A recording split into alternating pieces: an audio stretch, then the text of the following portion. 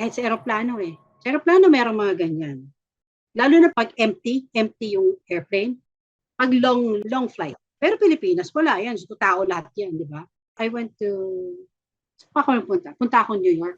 Mm. First time kong pumunta ng New York. Sabi ko, syempre, ang haba ng biyahe eh. Yes. Kasi inabutan na kami it was past 911. Okay. So, kailangan pumunta ka muna ng Michigan. Then Michigan pumunta. Okay. Oo. So, long haul. Kasi Yes. ang haba ng flight. Japan, Michigan to. Antay ka. Japan to Michigan, normal lang eh. It's typical flight, ganyan. But from Michigan to New York, sabi ko nga, iba-iba palang multo, no? Ibang level sila. Sabi ko sa kasama ko, hindi ako naka-window seat eh. Okay. Ako, siya yung nasa window. Sabi ko, dude, may kakaiba sa bintana. Eh, hindi ko alam matatakutin siya kasi bagong office mates kami eh. Oo. Dude, tingnan mo. Sabi niya, gago mo ako tinatakot. Kasi wala tayong tatakbuhan. Nasa ano pa. Ano siya? Alam mo yung gargoyle? Gargoyle.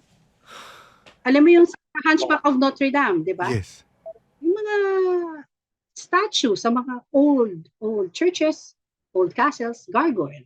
Yung may wings, right? Parang monkey yata ba yun? Monkey na may wings or lion? Basta gargoyles. Nandun siya sa wing, sa tip ng aeroplano. Ang laki-laki ng aeroplano. Ang laki-laki niya. Sabi ko, puta, sana huwag kang lumingon. Oo. Huwag kang lumingon, di ba? Huwag kang lilingon. Sabi ko, puta, palingon na siya. Oo. Sabi ko, pipikip na yung mata ko. Oo. Ayoko isara yung bintana kasi curious ako sa kanya kung gagawin. So, wala lang ako. So, siguro dahil lumingon siya, may siguro seat namin to, mga 1, 2, 3, further ahead than us. American guy. Tumayo siya. Pero alam mo yung wala siyang soul?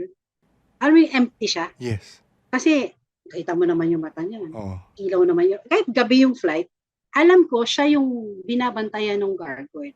Pero patay na yun. Yung mamang yun. Hindi. Yun, nakasakay siya eh. Okay. Tao siya. So, okay. Siya lang, binabantayan siya. Ako yun ang interpretation ko ha. Kasi siguro nagtaka siya na parang ba't lingon yung guide niya. Oo. Kasi parang eto naman ako. Oo. Kasi weird. Ba't may ganyan? Sabi ko sa kasama, hindi ko mo nakakita. Ayokong tingnan. Kasi baka mahawa daw siya sa akin kakatingin. Sige. Wala naman. Kasi nandun lang siya. Wala namang ginawa yung mama eh. Kasi just stood up, went to the bathroom, balik na siya. Pero alam ko, chinek niya kung sino ako. Oo.